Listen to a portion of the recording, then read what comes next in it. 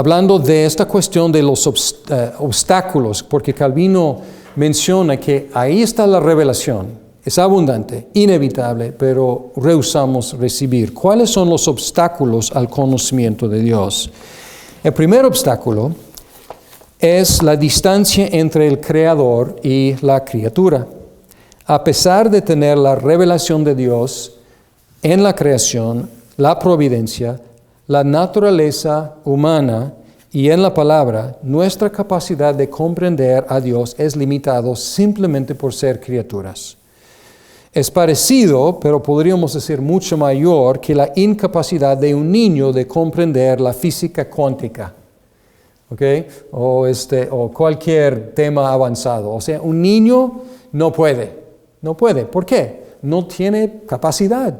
No tiene la capacidad. Y nosotros simplemente por ser criaturas no tenemos la capacidad de conocer mucho acerca de Dios. Entonces hay un limitante por ser criaturas.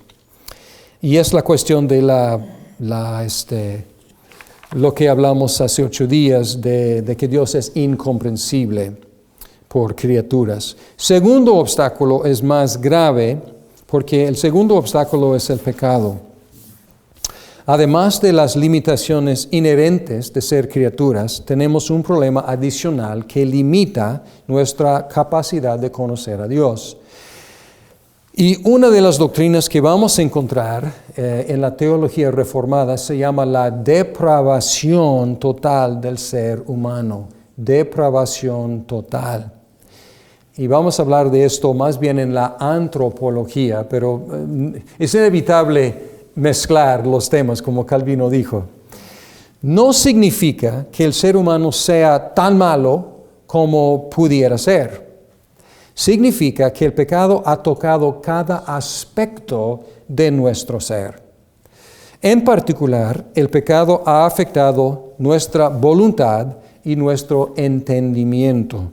También ha afectado nuestro físico, ¿no? Hay enfermedad y hay muerte, pero estamos enfocándonos aquí en atributos humanos que tienen que ver con el conocimiento de Dios. Entonces, nuestra voluntad y nuestro entendimiento han sido afectados.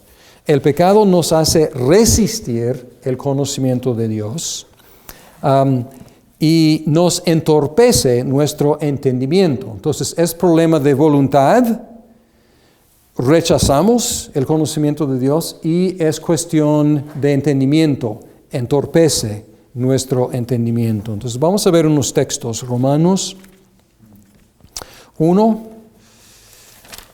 18 al 23,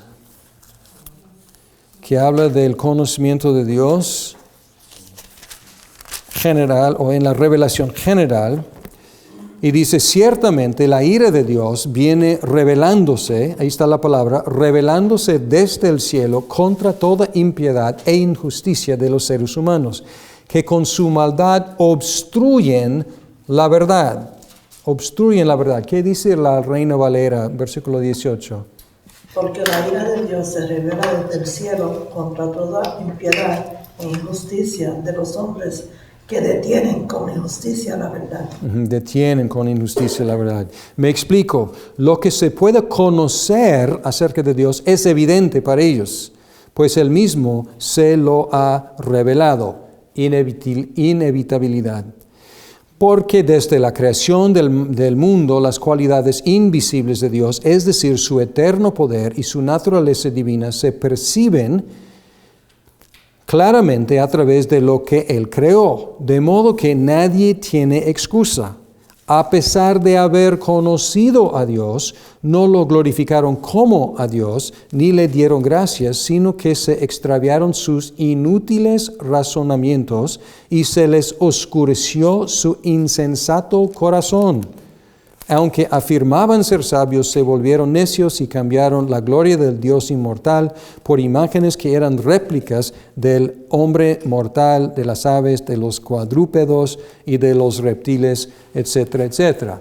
Y está hablando aquí de cuestión de corazón, de voluntad, está hablando aquí cuestión de mente, de entendimiento. Entonces el pecado ha creado un gran obstáculo. Primera de Corintios 2, Primera de Corintios 2:14.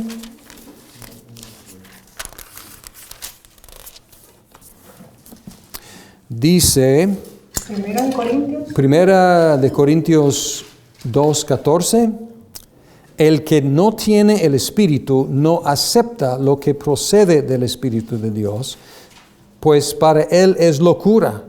No puede entenderlo porque hay que discernirlo espiritualmente. Pues ya estamos en neumatología, ¿no? No podemos evitar mezclar, pero está diciendo aquí que hay un problema. No podemos discernir, no podemos, somos incapaces. ¿Y cuál es la incapacidad? Tiene que ver con nuestro pecado en esta instancia. No solamente limitación por ser criaturas, también hay una limitación, un obstáculo por el pecado. Y otra vez, una expresión que a veces encuentran, van a encontrar esta expresión de los efectos noéticos del pecado. Los efectos noéticos son los efectos en la mente humana, efectos noéticos. Y hay debate entre teólogos sobre qué tan grandes son estos efectos, pero a raíz de estos textos que acabamos de leer, podemos considerar que los efectos son muy graves, los efectos del pecado en nuestras mentes. Por esta razón, la operación del Espíritu Santo es necesaria para superar el obstáculo del pecado y liberarnos para conocer a Dios. Primera de Corintios 2, 12 al 18. Aquí dice, nosotros no hemos recibido el Espíritu del mundo, sino el Espíritu que procede de Dios para que entendamos lo que por su gracia Él nos ha concedido. Esto es precisamente de lo que hablamos, no con las palabras que enseña la sabiduría humana, sino con las que enseña el Espíritu, de modo que expresamos verdades espirituales en términos espirituales. El que no tiene el Espíritu no acepta lo que procede del Espíritu de Dios, pues para él es locura. No puede entenderlo porque hay que discernirlo espiritualmente. En cambio, el que es espiritual lo juzga todo, aunque él mismo no está sujeto al juicio de nadie, porque ¿quién ha conocido la mente del Señor para que pueda instruirlo? Nosotros, por nuestra parte, tenemos la mente de Cristo. Entonces, hasta ahora hemos dicho esto, para resumir. Tenemos la revelación general, pero no es suficiente. Entonces tenemos la palabra de Dios, que es suficiente para darnos conocimiento de Dios, para glorificarlo, pero hay obstáculos. No podemos concebir, no podemos conocer por naturaleza una criatura a Dios incomprensible, y el otro problema es nuestro pecado. Entonces hay algo más adicional que necesitamos, que es el Espíritu Santo, si vamos a entender correctamente lo que Dios ha revelado. Y hay un tercer obstáculo al conocimiento de Dios. Y este tercer obstáculo es práctico, o podemos decir misiológico. La revelación general. ¿Quién recibe la revelación general? ¿Cuáles seres humanos? Todos. Inevitablemente conocido por todos, aunque suprimida y resistida. Pero la revelación especial es conocida solamente por quienes tienen acceso a la palabra de Dios. Y si hay personas que no tienen el conocimiento de la revelación especial, es responsabilidad nuestra de llevársela a estas personas. Entonces hay un obstáculo muy importante aquí, y este obstáculo es cuestión nuestra, es una cuestión misiológica, es una responsabilidad nuestra de llevar la palabra a quienes no la tengan. Y Pablo, en Romanos 10, Pablo introduce esta lógica del Evangelio. Presenta el Evangelio y concluye en el versículo 12 de capítulo 10 de Romanos. diciendo en el 13, todo el que invoque el nombre del Señor será salvo. Pero luego empieza a hacer unas preguntas. Ahora bien, ¿cómo invocarán a aquel en quien no han creído? ¿Y cómo creerán en aquel de quien no han oído? ¿Y cómo oirán si no hay quien les predique? ¿Y quién predicará sin ser enviado?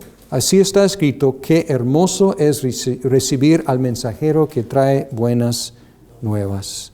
Entonces aquí la lógica del Evangelio requiere que sea oído, creído, pero para que sea oído alguien tiene que predicar. Y para que sea predicado alguien tiene que ser enviado. Entonces aquí tenemos la lógica de las misiones. Entonces este es un obstáculo grande. Hay Biblias por todas partes, hay Biblias en muchos idiomas, pero no están llegando a la gente a menos que nosotros vayamos y llevemos la palabra de Dios a esa gente. Ese es el tercer obstáculo. Es el tercer obstáculo. Entonces uno es el hecho de ser criaturas, el segundo es el hecho del pecado y el tercero es cuestión nuestra de cumplir o no cumplir la misión que el Señor nos ha dado. Y si nos importa conocer a Dios, igualmente nos debe importar que otros lo conozcan. Entre más lo conozcamos, más lo debemos hacer conocido. Y es algo que tenemos que guardar en mente porque nunca queremos que la teología sea una cuestión meramente teórica.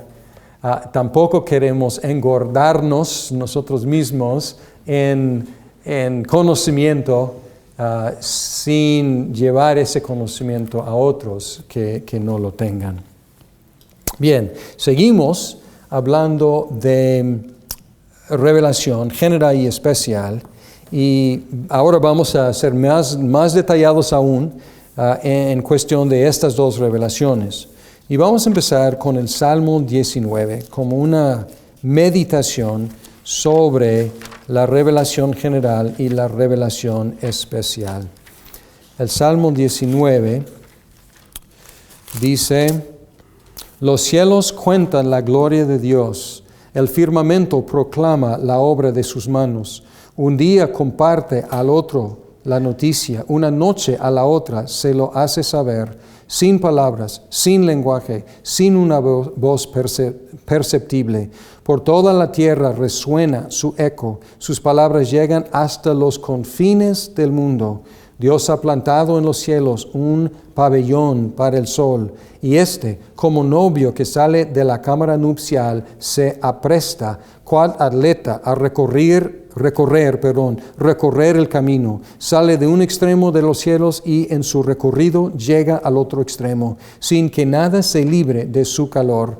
La ley del Señor es perfecta, infunde nuestro nuevo aliento. El mandato del Señor es digno de confianza, la sabiduría al sencillo. Los preceptos del Señor son rectos, traen alegría al corazón. El mandato del Señor es claro, da luz a los ojos. El temor del Señor es puro, permanece para siempre. Las sentencias del Señor son verdaderas, todas ellas son justas. Son más deseables que el oro, más que mucho oro refinado. Son más dulces que la miel que destila del panal. Por ellas queda advertido tu siervo, quien las obedece recibe una gran recompensa. ¿Quién está consciente de sus propios errores? Perdóname aquellos de los que no estoy consciente. Libra además a tu siervo de pecar a sabiendas. No permitas que tales pecados me dominen. Así estaré libre de culpa y de multiplicar mis pecados. Sean pues aceptables ante ti mis palabras y mis pensamientos, oh Señor, roca mía y redentor mío. Ahora, ¿cuál sección de este salmo habla de la revelación general? ¿Cuáles versículos? Muy bien. Cuando habla de la creación y de esto, de los días y el cielo y todo lo que Dios ha hecho. Así es, exactamente. Y pueden ver aquí que es universal, de un extremo a otro. Nadie se escapa de esta revelación. Y luego, ¿en cuál versículo empieza la revelación especial? No comienza a hablar el salmista, lo que ha hecho Dios para él en su vida. Ok, sí, llega a su vida, pero antes de aplicar, hay un cambio de reflexionar sobre la creación y empieza a reflexionar En las enseñanzas de Sí, las 7. Y las 7, de repente, de la nada, empieza a hablar de la ley del Señor. Entonces está hablando de la palabra. Entonces aquí hay una transición de revelación general, que es para todos, y revelación especial, los que tienen acceso a esta ley, que en ese entonces era el pueblo de Israel. Y luego, interesante, y Calvino, pues es lo que Calvino estuvo diciendo, versículo 12, de repente, él está hablando de la revelación general, luego la ley de Dios, la revelación especial, y después de contemplar a Dios, ¿a quién contempla? En el 12. A su pecado. su pecado, su condición. Sí, entonces al ver algo de Dios, de repente, él empieza a decir, ¿cómo soy yo? Entonces es este círculo que Calvino mencionó, en reflexionar en Dios nos fuerza a reflexionar en nosotros mismos. Mirar la santidad de Él. Así es. Sí. Y luego reconoce que no todo está bien con él, consigo mismo, y él pide perdón por sus pecados, reconociendo que hay aún pecados de los cuales no está consciente. ¿Ok? Bien. Revelación general. Dios se revela a todo ser humano por medio de creación y providencia. Y les voy a referir, tengo unos regalos para ustedes. Unos regalos para ustedes.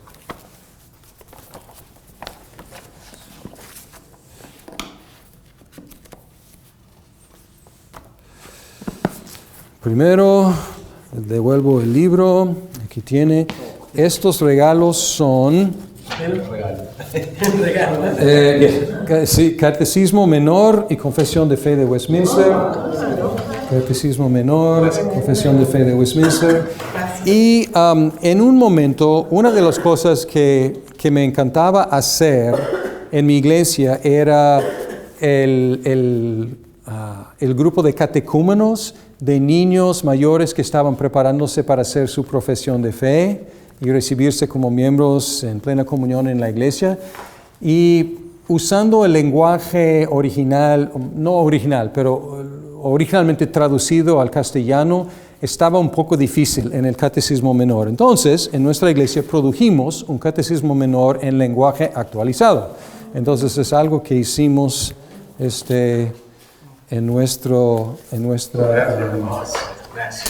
en nuestra iglesia. A ver, me presta pueden compartir en este momento porque vamos a referirnos a algunos de estos.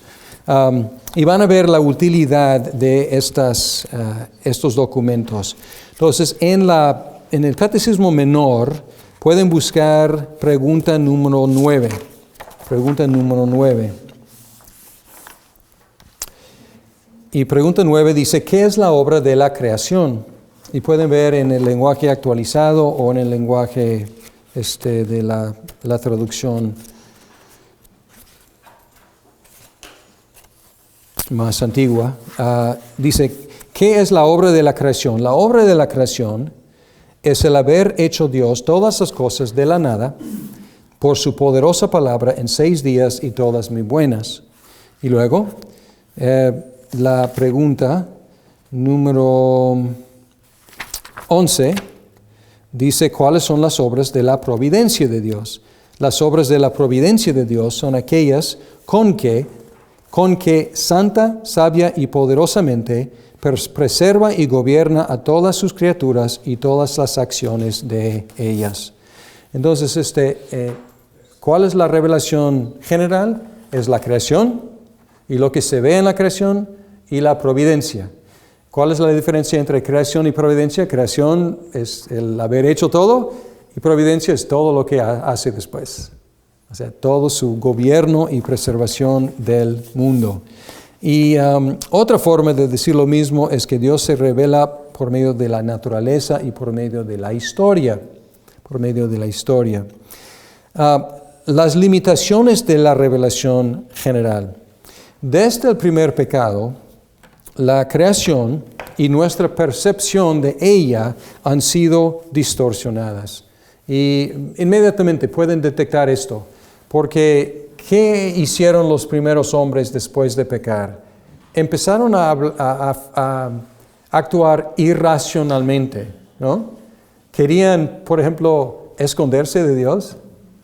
A ver,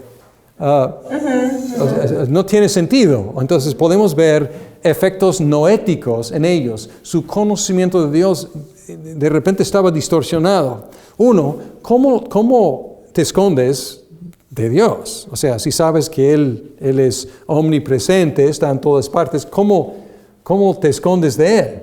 Entonces, de repente ya no estaban pensando correctamente. Entonces, es una limitación de la revelación general. Nos proclama que Dios es el buen creador, omnipotente, pero no nos explica su plan de redención. No es suficiente en sí para darnos el conocimiento de Dios que necesitamos para glorificarlo. Ahora, lo que estoy diciendo puede parecer como obvio, pero en la historia, en algunas teologías, algunos quieren decir que no hay efectos noéticos. Que nosotros simplemente contemplando la creación podemos llegar a un conocimiento adecuado de Dios. Y estamos tratando de contrarrestar esa idea, porque efectivamente lo que están diciendo es que es suficiente la revelación general y no necesitamos más. De hecho, el Concilio Vaticano I, afirmó que la suficiencia de la revelación general interpretada por la razón humana para darnos conocimiento de Dios es suficiente. Entonces, es algo que ha sido controvertido entre teólogos. ¿Qué hace la revelación general? ¿Qué efectos tiene? No permite que los seres humanos nos escapemos de la revelación de Dios. Nos rinde culpables porque rechazamos la revelación general de Dios. Por eso Romanos, Pablo dice, somos sin excusa. Nos pone en necesidad de la revelación especial que se dirige a los pecadores y nos revela el plan de Dios para nuestra salvación. Y solo por medio de la revelación especial podemos interpretar correctamente la general. Por ejemplo, Salmo 8. Podemos ver aquí, dice, oh Señor soberano nuestro, qué imponente es tu nombre en toda la tierra. Has puesto tu gloria sobre los cielos. Por causa de tus adversarios has hecho que brote la alabanza de labios de los pequeñitos y de los niños de pecho para silenciar al enemigo y al rebelde. Cuando contemplo tus cielos, obra de tus dedos, la luna y las estrellas que ahí fijaste, me pregunto, ¿qué es el hombre para que en él pienses? ¿Qué es el ser humano para que lo tomes en cuenta? Pues lo hiciste poco menos que un Dios. Lo coronaste de gloria y de honra, lo entronizaste sobre la obra de tus manos, todo lo sometiste a su dominio, todas las ovejas, todos los bueyes, todos los animales del campo, las aves del cielo, los peces del mar y todo lo que surca en los senderos del mar. Oh Señor, soberano nuestro, qué imponente es tu nombre en toda la tierra. Observen aquí que el salmista está contemplando la revelación general, la creación. Pero, ¿cuál es su manera de interpretar la revelación general? Es la palabra de Dios. ¿Cómo sabemos eso? Porque lo que está diciendo aquí, cuando dice, ¿qué es el hombre para que en él pienses? Las respuestas que da son respuestas de Génesis. Entonces, él no cita Génesis, pero las respuestas que da son reflexiones en la palabra de Dios. Entonces, él tiene los lentes de la palabra de Dios para que pueda contemplar la creación y haciendo esta interpretación por medio de la revelación especial, él puede glorificar a Dios. Entonces, no es suficiente en sí la revelación general para darnos ese conocimiento para glorificarlo. Ahora, la revelación especial. Vamos a ver confesión de fe. Primero está aquí el Catecismo Menor y esta presentación no tiene páginas ni nada. Entonces tiene que llegar hasta la conclusión de las preguntas y respuestas y encuentran la Confesión de Fe de Westminster y encuentran capítulo 1.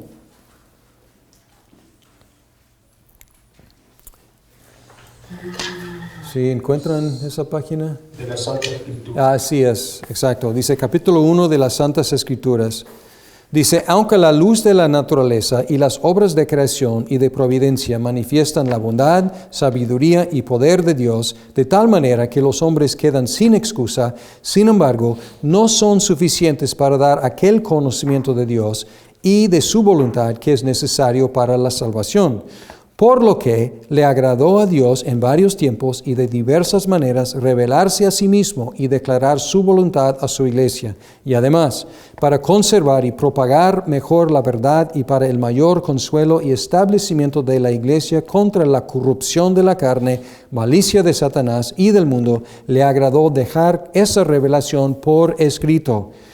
Por todo lo cual las Santas Escrituras son muy necesarias y tanto más cuanto que han cesado ya los modos anteriores por los cuales Dios reveló su voluntad a su iglesia. Y luego, ¿qué ven después de este párrafo? Muchos versículos. Muchos versículos. ¿De dónde? Las bases bíblicas, referencias para lo dicho anteriormente. Así es. Entonces, este es el método de teología sistemática. Romanos, Salmos, Romanos, Juan, 1 de Corintios, Hebreos, Lucas, Romanos, Mateo, Isaías, 2 de Timoteo, 2 de Pedro, Juan, 1 de Corintios, 1 de Juan, Hebreos. Entonces, todo ahí mezclado y unido para decir un párrafo coherente acerca de la necesidad de las Santas Escrituras. ¿Ok? Bien, vamos a hablar de la revelación especial y aquí vamos a mezclarnos un poco con la teología bíblica porque observamos que la revelación especial fue progresivamente más amplia. Se dirigió a individuos, Adán, Noé, etc., a la familia de Abraham, a la tribu de Jacob, a la nación de Israel y a la raza de los judíos y luego a todo el mundo. Entonces aquí es la revelación especial, de Dios se amplía a través de la historia. Entonces, individuos, familia, tribu, nación, raza y todo el mundo. Y llegó a su máxima expresión en Jesucristo. Hebreos capítulo 1, los primeros versículos dicen, Dios, que muchas veces y de varias maneras habló a nuestros antepasados en otras épocas por medio de los profetas, en estos días finales nos ha hablado por medio de su Hijo. A éste lo designó heredero de todo, y por medio de él hizo el universo. El Hijo es el resplandor de la gloria de Dios, la fiel imagen de lo que Él es, y el que sostiene todas las cosas con su palabra poderosa. Después de llevar a cabo la purificación de los pecados, se sentó a la derecha de la majestad en las alturas. Así llegó a ser superior a los ángeles en la misma medida en que el nombre que Él ha heredado supera en excelencia al de ellos. Y básicamente esta presentación está anticipando todo lo que dice el resto de este libro. Cristo es mayor que los ángeles, Cristo es mayor que Moisés, Cristo es mayor que Josué, Cristo es mayor que los levitas, Cristo es mayor que el sacrificio, Cristo es mayor que Aarón, Cristo es mayor, porque Cristo es la última palabra de Dios. Y dice aquí, de muchas maneras y en varias épocas habló a nuestros antepasados. Pero luego dice, en estos días finales nos ha hablado por medio de su Hijo. Este texto es el texto que cita la confesión de fe para su... ¿Cuál renglón es? Sí, el último renglón. Tanto más cuanto que han cesado ya los modos anteriores por los cuales Dios reveló su voluntad a su iglesia. Van a encontrar en Grudem que es una controversia si la revelación especial sigue o si no sigue. Y la postura de la confesión de fe, basándose en el argumento aquí de Hebreos, es que cesó.